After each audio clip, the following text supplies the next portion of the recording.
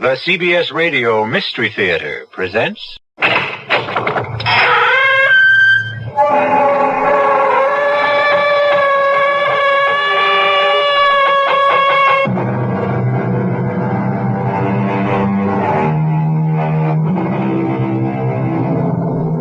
Come in.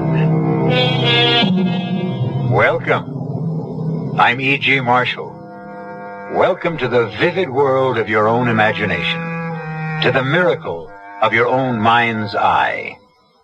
We have, all of us, found ourselves at times in one predicament or another and wondered how in the world we got there. Like Fran and Martin Halliday, for instance. If he's going to kill us, why doesn't he get it over with? Ever see a cat play with a mouse, Fran? He's the cat, Fran, dear. We're the mice.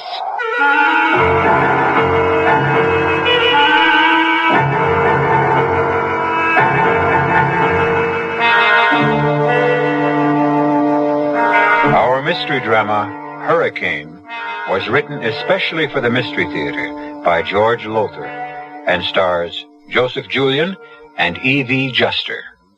I'll be back shortly with Act One.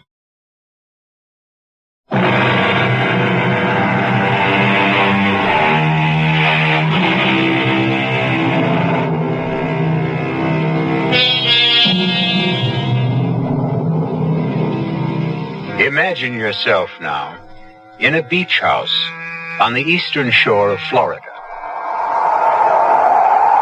It's a wild and isolated part of the shore. And right now, the savage wind and rain of a hurricane are bludgeoning the house. In the living room, two men are playing Scrabble by the light of a kerosene lamp. One of them is quite young, in his 20s.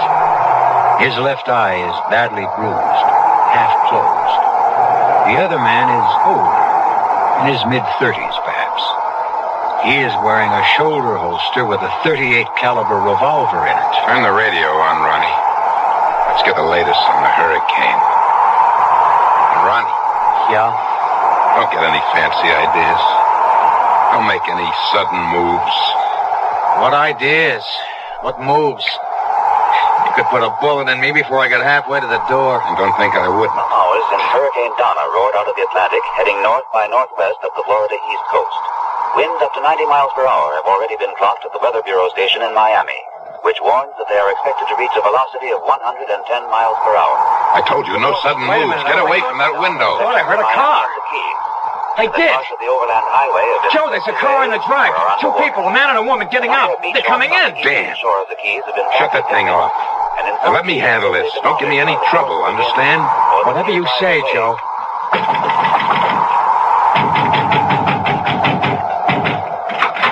Yeah? We're sorry to trouble you, but will you let us in, please? I'm sorry, lady, but... The overland highway's underwater up ahead. We can't go on. We can't go back. You've got to take us in. There's a beach house about a half a mile... There was. It's been washed away. Oh. Well... Look, you can't turn us away. Not in this. All right, come in. Thank you. Thank you. I'm Martin Halliday. This is my wife, Fran. And you? Joe Carrington. And I'm Ronnie Prentice. You may have heard of my father. All right, they don't want your life history. Pleasure meeting you. Say, that's quite a black eye you've got. Yeah, We went down to the dock to secure our boat. Ronnie slipped. Oh, that's too bad. I can't help noticing, Mr. Harrington. Your gun. What about it? Well, a little unusual, isn't it? I mean, wearing a shoulder holster and a gun in a house. Makes me feel as if I'd walked into a Humphrey Bogart movie. Maybe you have. Oh? What do you mean, Mr. Prentice? He didn't mean anything. Making a joke is all. Where are you from, you two? Siesta Key. Yes, we have a little beach house there. Shack, really. A kind of get away from it all place. Get away from all what? We're school teachers, Jacksonville. Fran teaches English, and I'm what you call a student counselor. Oh, you, give advice to kids? Well, they're not exactly kids, not at 17 and 18. High school, yes. But at that age, adolescents have lots of problems, believe me. And you straighten them out. Well, let's say I try. My husband has a degree in clinical psychology. Oh, very interesting. I'll be back in a moment. Where are you going? Well, to heat up the coffee, Joe. They look like they could use something hot. What they need is a drink. Forget the coffee. Well, I don't need a drink. I'd rather have the coffee, thank you. Yeah, me too. Well, I'll get it. No, wait. Excuse me. I'll give him a hand in the kitchen. Martin, there's something funny going on here. Yeah, I noticed the way Carrington, the one with the gun, kept watching the younger one like, well, a cat watching a mouse. I noticed that too, but what I mean, the younger one, Ronnie, he seemed to be trying to warn me about something. What do you mean, warn you? I don't know. I could be wrong, but there was seemed to me, something in his eyes. As if he were trying to warn me with his eyes. And speaking of eyes, I don't think he got that shiner in a full. Neither do I. I'll come and get it. Hot and steaming. Oh, I can use a cup of that. Thank you. Thank you very much. There we are. There's cream and sugar. You can help yourself. Oh, thank you. How do you take yours, Mr. Prentice? Black. And it's Ronnie. Oh, well, Fran then. Okay. There you are. Mr. Carrington? None for me. You play Scrabble, Fran? Love it. Well, how about a game with me? Of course. You know, come to think of it, maybe I'm biting off more than I can chew, taking on an English teacher. What do you want, a handicap? This is a nice place you've got here, Mr. Carrington. Yeah, I've been admiring some of the paintings on the walls. Who's the artist? Friend of mine. Distinctive technique. He's got talent. And problems. You think so? Oh, no offense. No offense. I'm interested. What makes you think he's got problems? Well, there's something curious about the way... Yeah? It's hard to put into words. See, here in this landscape, that distant farmhouse is only partially finished. And here again, these trees are only half painted in. As if, well, there's something wrong. As if the artist, for some reason, went just so far and no further. As if something stopped him. You shrieks are all alike. I beg pardon? Your wife said you were a psychologist. So right away you gotta read something into this painting. Like the artist has problems because he didn't finish painting this or painting that. Maybe he ran out of paint. Did he? What? He's a friend of yours, you said. You know him. Did he run out of paint? Or does he just not finish what he starts? Hey, now take it easy, Joe. Why pull a gun on us? I just accidentally upset the Scrabble game, that's all. Oh, I thought you were going to shoot me. You're pretty edgy, Carrington. Sorry. You're practically a nervous... Fran. But all that happened was Ronnie upset the Scrabble game. I said I was sorry. Here, let me help you pick up the pieces. Then maybe we could all sit down and play. How about it, Mr. Halliday? Sure, help pass the time. Yeah, you count me out. I'm going to lie down for a while. A few minutes ago you wanted to play. Well, I don't now. Nonsense. You like Scrabble. Not when I'm up against an English teacher. She was beating the socks off me. We'll all play. Now sit down, Ronnie. I'm sleepy, Joe. I'm going to catch a nap. Looks like we'll have to play three-handed. Yeah. As soon as I get back. I won't be a minute. Martin, that boy's in trouble. Where'd you get that idea? He didn't upset the Scrabble game accidentally. He did it deliberately. After he spelled out the words, help me. Help me? Yes. I looked at the words then, at him, and he looked in Carrington's direction. Martin, that boy's in danger. Maybe we are, too.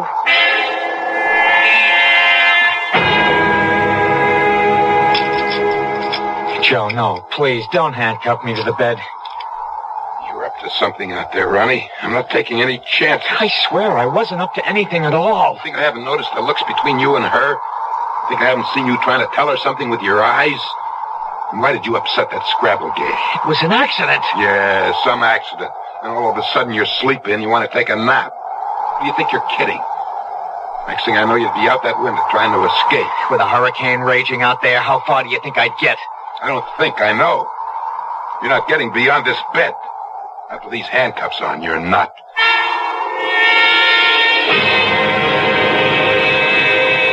We've got to do something. Fran, I warn you again. Don't rush into something you'll be sorry for. But we've got to help that boy. For all we know, we've got to help ourselves. Martin, he's got a gun, and he's...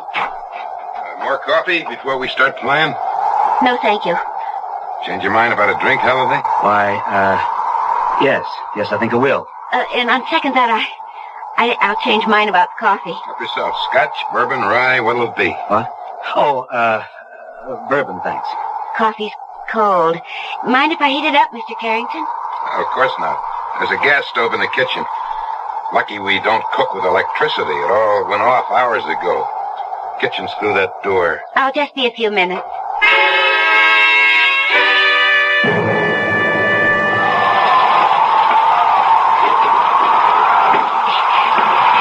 Hey, what the? Keep your voice down, Ron. Fran, you're soaked to the skin, drenched. I pretended I wanted to heat up the coffee, but I really wanted to get to you. I went out the kitchen door and came around to this window. Ronnie, what's the trouble? He's holding me for ransom. Ransom? He wants $100,000. $100,000? My father is Garrett Prentice, the millionaire. Oh, I've heard of him, yes. Phil Carrington, if that's his name, phoned my father yesterday. The money is on the way, but what worries me is I'm sure Carrington's going to kill me once he gets it. What if he gets the ransom money? I don't think it'll make any difference. He knows I can identify him, so he hasn't much choice. He has to kill me. You and your husband, too. Yes. We could identify him. You've got to do something. We've got to do something. But what? That's the question, Ronnie. What? Your wife, she's taking her own sweet time about heating that coffee. Oh, here she is now. Where have you been? Your clothes are soaking wet. How did it happen, Fran? While the coffee was heating, I went to the kitchen door and opened it. What for? Well, to see what it was like out there. The wind caught the door and yanked it open. I went out to try to close it and... You're lying. What have you been up to? I haven't been up to anything. You went out the kitchen door and around back, didn't you? You made your way to the bedroom. No, I swear I didn't. Well, I'll soon find out. I'll go see. Fran, have you gone crazy? You hit him with that candlestick. You knocked him cold. Get his gun and the key to the handcuffs out of his pocket. Handcuffs? Ronnie's handcuffed to the bed in there. Good Lord. Here, take the gun while I hunt for the key. Not this pocket. Here. Keep him covered, Fran. I'll release Ronnie. Mr. Halliday. It's okay, Ronnie. I don't know what this is all about yet, but I'll soon have these cuffs off you. Oh. Carrington's out cold. There. Oh, good. Where's his gun? My wife's got it. Keeping Carrington covered. Come on. He's still out, huh? Yes. All right, I'll take the gun, Fran. Yes. Here, I don't want it. I don't even like the feel of it. Where's my husband? Well, still in the bedroom, I guess. What in the world is he doing in... Martin? Martin, what are you doing in there? Coming. I stopped to have a closer look at this. Well, what is it? It was hanging on the wall. In his bedroom. But what is it? A straitjacket, Fran. A straitjacket? Ronnie, what would a straitjacket be doing in your... Oh, my God. That's right, Fran. You see, I'm insane. Joe used that straitjacket to keep me quiet when I got violent. Really violent. But he won't be using it on me anymore. Not anymore. Thanks to you.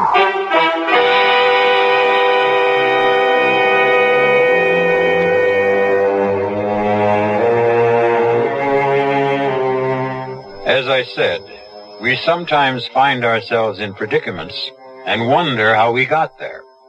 Well, Fran and Martin Halliday needn't wonder how they got into theirs. They know. I'll be back shortly with Act 2.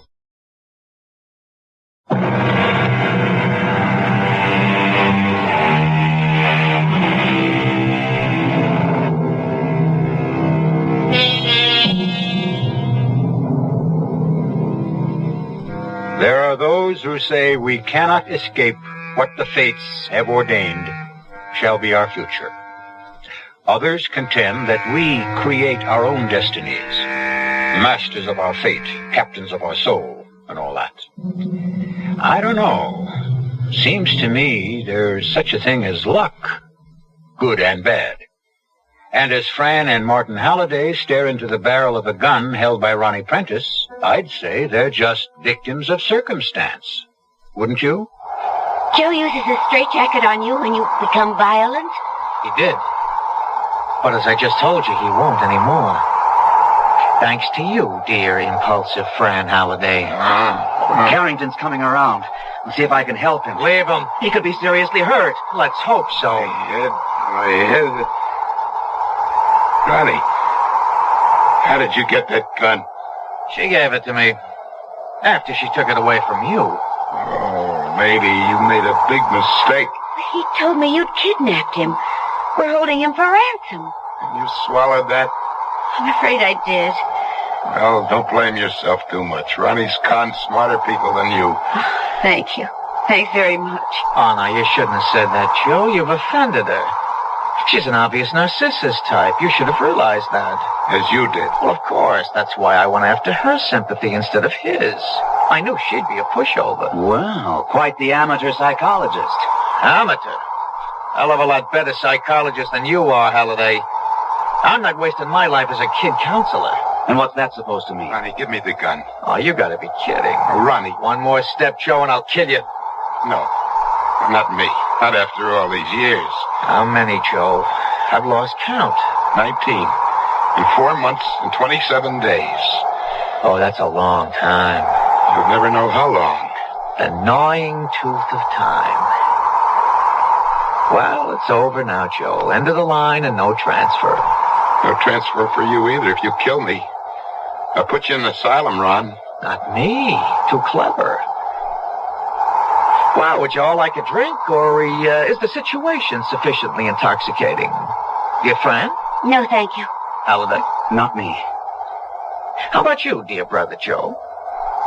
Dear, dedicated, generous, self-sacrificing, martyrish brother. Dear, gentle, understanding, all-suffering keeper! Hit me just once again, Ron. And what? Skip it. I'm going over to the bar to make myself a drink. Now, all of you stay right where you are. Don't move. Not an inch. I said not an inch. Oh, I was only going to sit down in this chair and... Oh! My jaw. I'll do more than pelt you with this gun if you disobey me again. Now, don't move. Not an inch. Martin. Oh, Martin, I'm sorry. It's not your fault. Are you sure you don't want a drink? Anyone? It's your last chance, you know. Well, suit yourselves. And now, who's first? You, Halliday? Yeah, why not you? Just one bullet through the head. Painless. So don't be afraid. Ron, don't do it. Are you afraid, Halliday? I don't think so. No. Not afraid of death? How come? Oh, I don't know. I guess if you believe in God, and I do, I guess you... Well, you can't be very much afraid of anything, really. Well, many people who believe in God are afraid to die, wouldn't you say? No. I don't see how they could be afraid if they did. Oh, provocative speculation. Give me the gun, Ron. Oh, you're afraid, aren't you? When I point the gun at you like this and you don't know whether I'm going to pull the trigger or not, you are afraid, aren't you, Joe? I certainly don't want to die. Yet you believe in God. Maybe I do and maybe I don't. You do? You told me you did. I remember a long time ago, you told me that you did. You did. Okay, I did. Now you're trying to confuse me. He does it all the time. He keeps making me think I got things twisted, all mixed up, that I'm not thinking straight, that I'm crazy. Now, don't start that with me, Joe. Now, I'm warning you, don't start. All right, Ron. And then don't take that tone either. You know I can't stand that tone. Ron. I will not be treated like a child in a tantrum. I will not, Joe. I will not. Then why don't you stop behaving like one? Halliday, don't cross him. Why not? Go ahead, Halliday. Cross me. Say anything you like to me, anything, and see what happens. You won't? Well, then how about you, Fran? You say something. You cross me. Oh, won't you please let us go? Please. We have nothing to do with all of this. We just happened to come in here out of the... Save it. You can't reason with a homicidal maniac. He really is? Yes, Mrs. Halliday, he really is. Liar! Liar! Oh, clever. Oh, yeah, clever. But not as clever as I am. You see, he wants my father's money all for himself. There's enough for both, more than enough. When my father goes to that great hunt club in the sky. Yeah, marvelous huntsman, my father. Red coat, breeches, top hat, the whole bit. Ta-ta-ta-ta-ta-ta-ta, hunting we will go. They all fall down and go smash. Smash! But not for him. Oh, never smash for him. For me. For me. What do you mean, smash for you?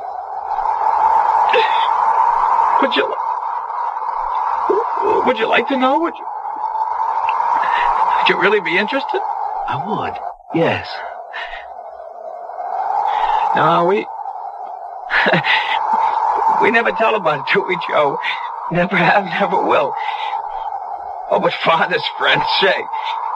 Garrett Prentice fathered a maniac. That's what they'd say. Garrett Prentice would shrivel up with shame. Who exactly is Garrett Prentice? Who is... Well, Joe, here's a man who never heard of father, a wonderment, a rare avis. My dear man, where have you been? Everyone has heard of father. I'm afraid I'm not in that category. Oh, then let me tell you about him, all about him, and about Joe and me. No, don't, please, Now, it's the last stop, Joe. Final destination. Why not open the luggage? You won't be taking it with you. You see, Joe's mama married my dear papa after his papa died.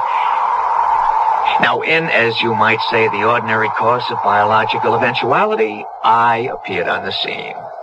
And alas, poor Joe's mama left it. Joe hated me for killing his mama. No, Ron, I never... You did. You did. If you didn't, why did you hit me and knock me down and make me hurt my head? I didn't mean to. You were 2 years old, almost 2.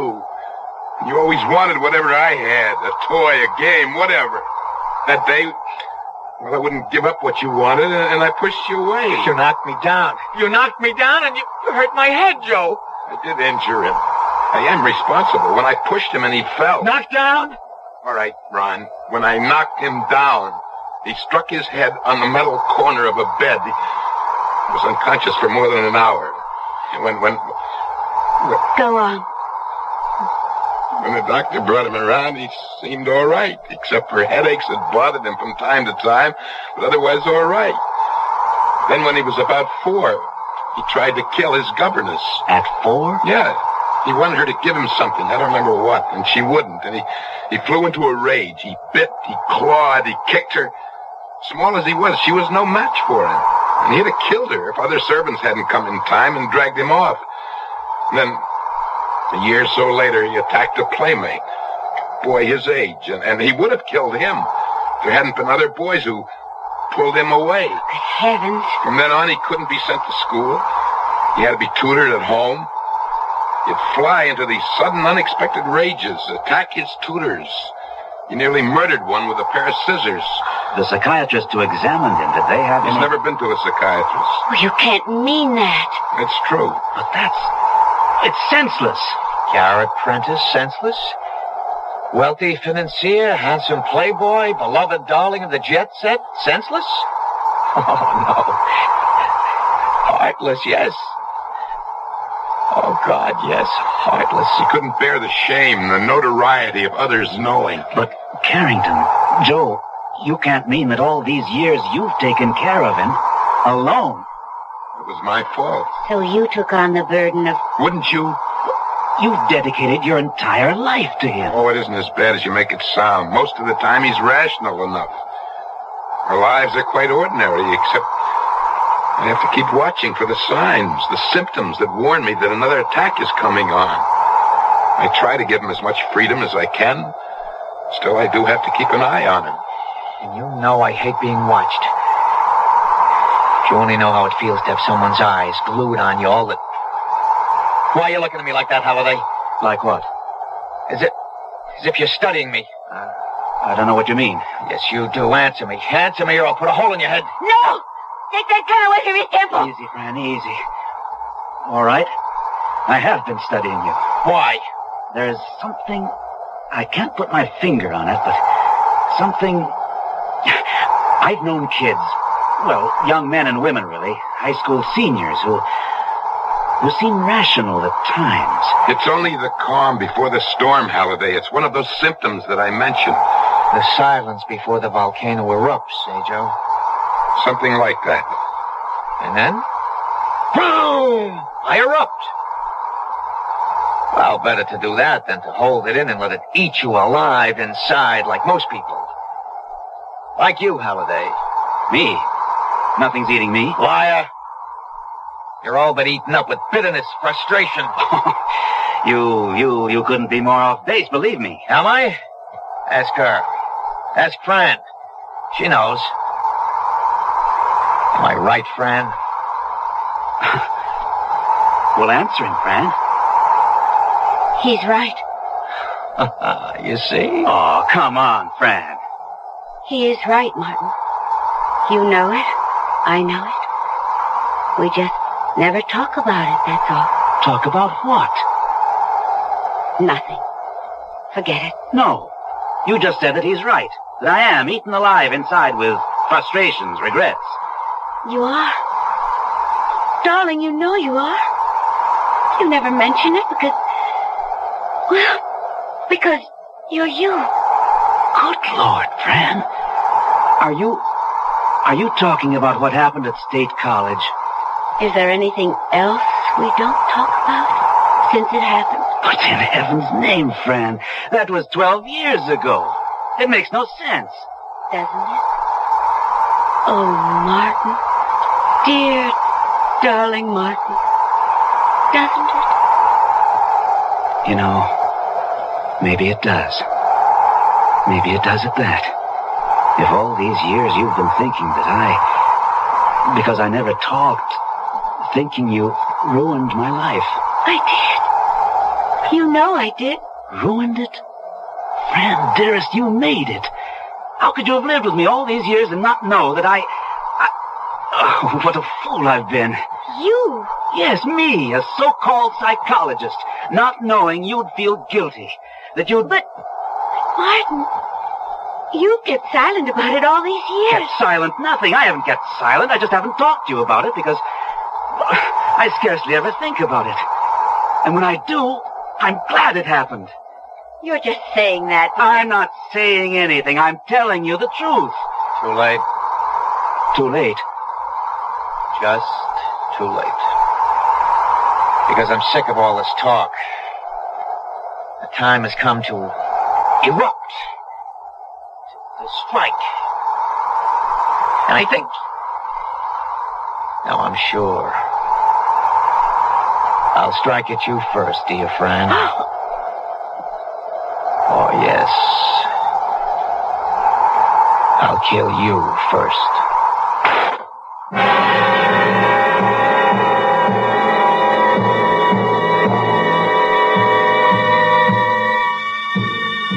Surely a twist of fate, an ironic twist, when in the very instant Martin Halliday discovers that, all unknowingly, he and his wife have misunderstood each other over the years, the homicidal maniac Ron Prentice kills Fran Halliday. I'll return in a moment with Act 3.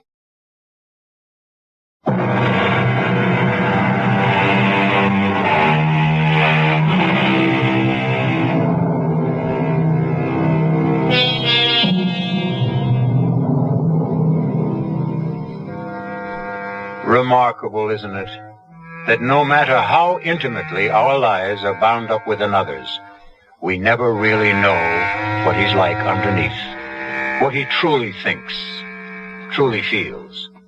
It's almost inconceivable that Fran Halliday would believe that her husband Martin has been eaten up with bitterness and frustration over something she did 12 years ago, when actually the reverse is true. But no matter now, it seems, because Ron Prentice has just fired point blank at Fran. Fran! Fran! I'm all right, I think. He missed. Yeah, lucky you, Fran. You jerked your head up at the right moment, or you'd be dead with a bullet between your eyes right now. Fool, you crazy fool. Yeah, my dear brother. You won't think so when I finally decide to kill you, too. If you kill any one of us, it'll be the end for you, Ron. Oh, no, not an end. A beginning. They'll put you away behind bars in an asylum for the criminally insane. You could never bear that, Ron. I've borne it for nearly 20 years. 19 years, 4 months, 27 days, as you said. What are you talking about? You've lived an almost normal life. I've seen to that. Yeah, never a day out of your sight. The feel of your eyes always on me, waking, sleeping. You were always there. Never alone, never. Handcuffed, straitjacketed, chained to you, chained. Think I have never wanted to be alone? To live my life?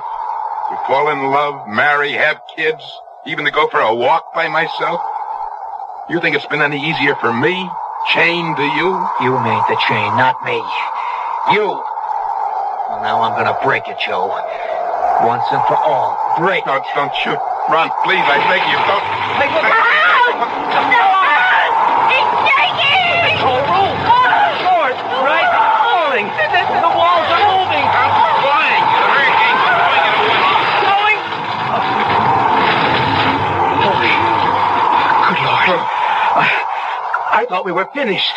You are. What? The house can't last.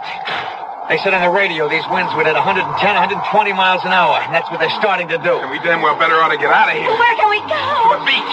There are caves down there. We can make it. No, dear brother, not you. Me. What do you mean, you?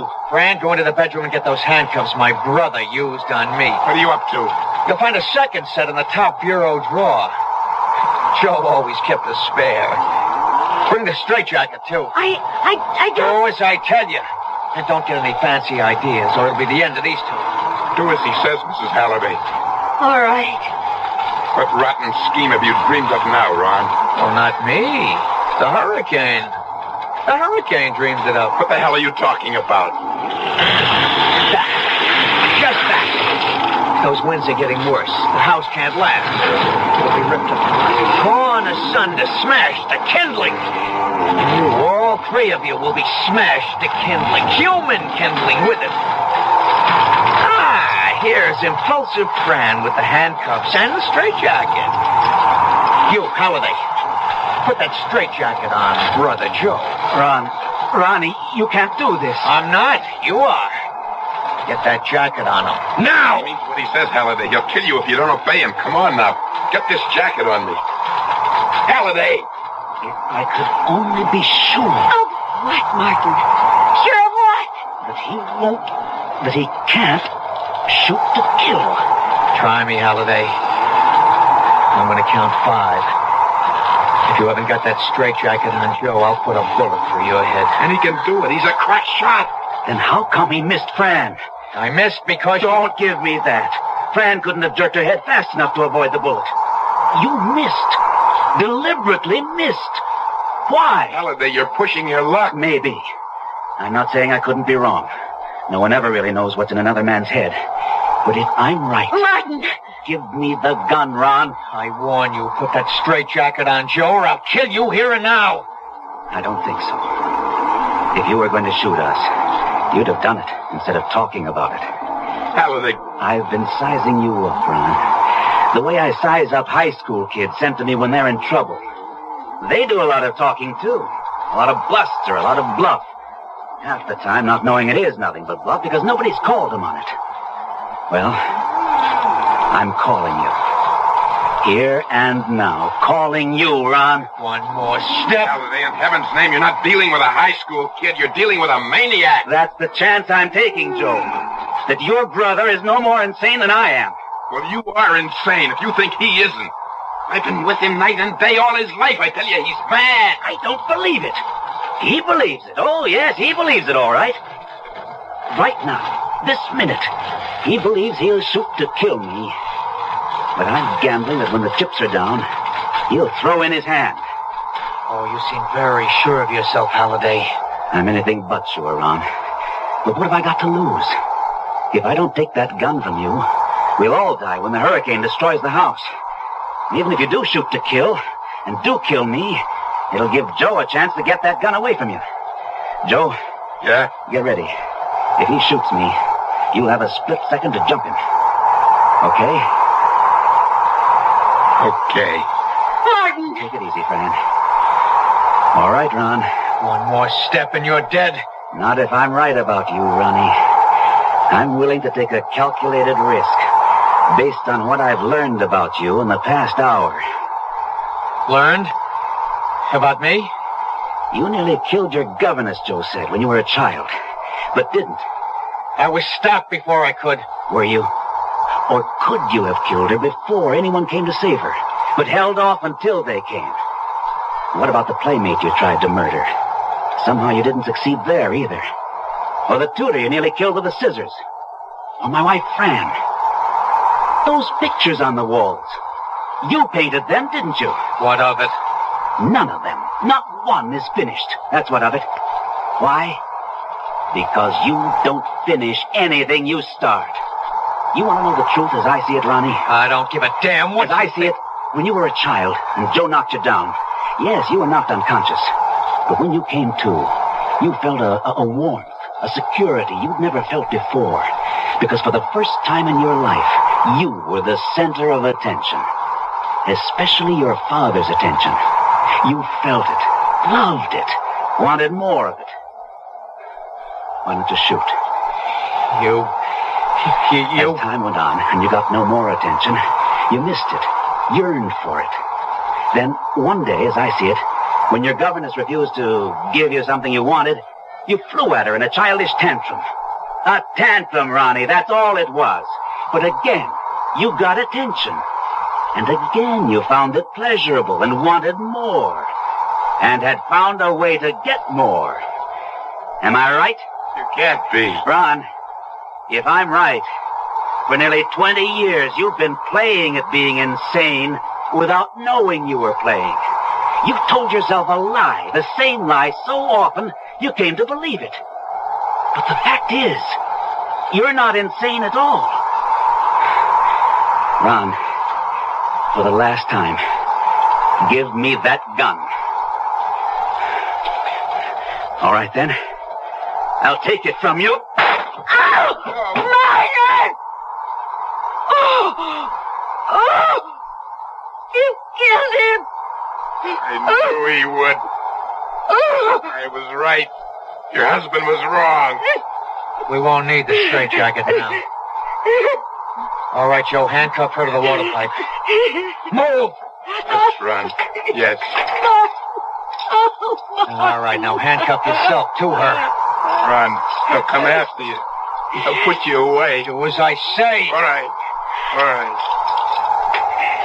And now, goodbye, Joe.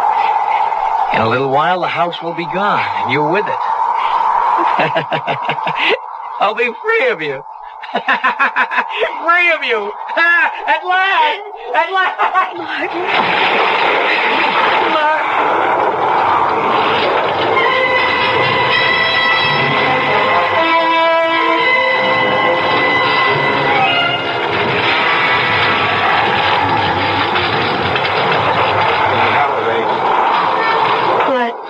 Miss Halliday? What? The hurricane's getting worse. We can't last long. I just want to say, I'm sorry you got caught up in all this. It was my fault. No. If I hadn't released your brother, Martin! That was Martin! He just moved! He isn't dead. Oh, dear Lord, how can he be alive?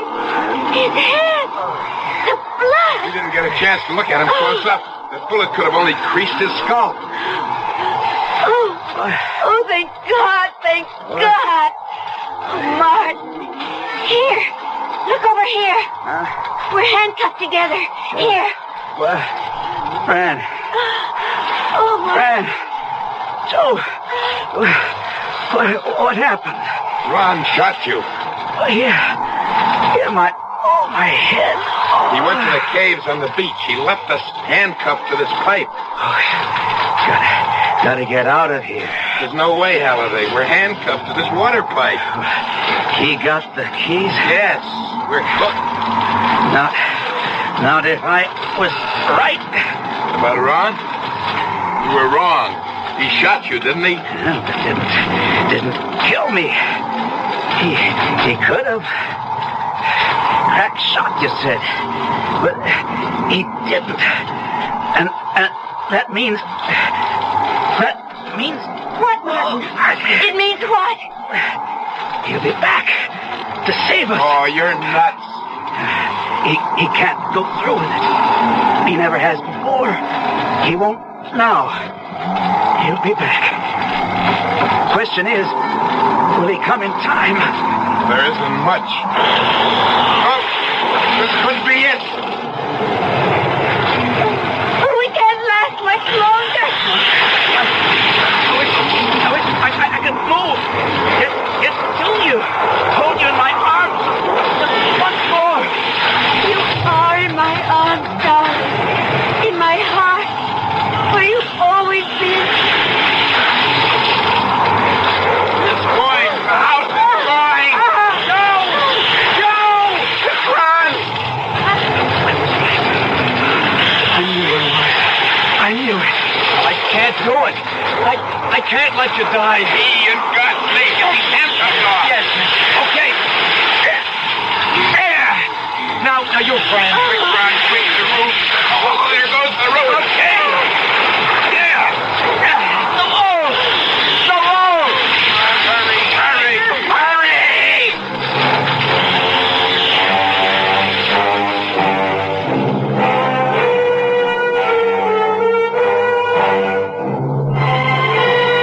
They escaped. All four. Hanging on to each other, dragging Martin, who couldn't stand, they fought their way to the caves on the beach, even as the house exploded into flying wreckage. I'll be back shortly.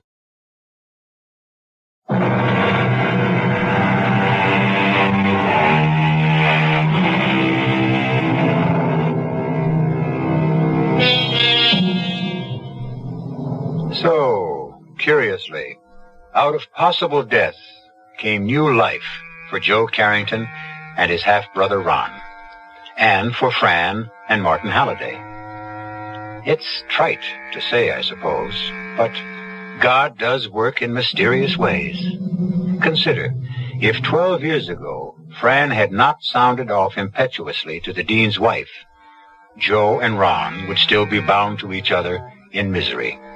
And Martin would never have found the life he finds so rich and rewarding. Consider that. Our cast included Joe Julian, Evie Juster, Jack Grimes, and Gordon Gould. The entire production was under the direction of Himan Brown. Now, a preview of our next tale. Didn't you mind being shut up in that dark room, Bobby? All by yourself for such a long time? Was it a long time? 3 weeks. Is that a long time? What did you do, Bobby, all alone there? Oh, listen to the silence. Talk to the dark. This is E.G. Marshall inviting you to return to our Mystery Theater for another adventure in the macabre. Until next time, pleasant dreams.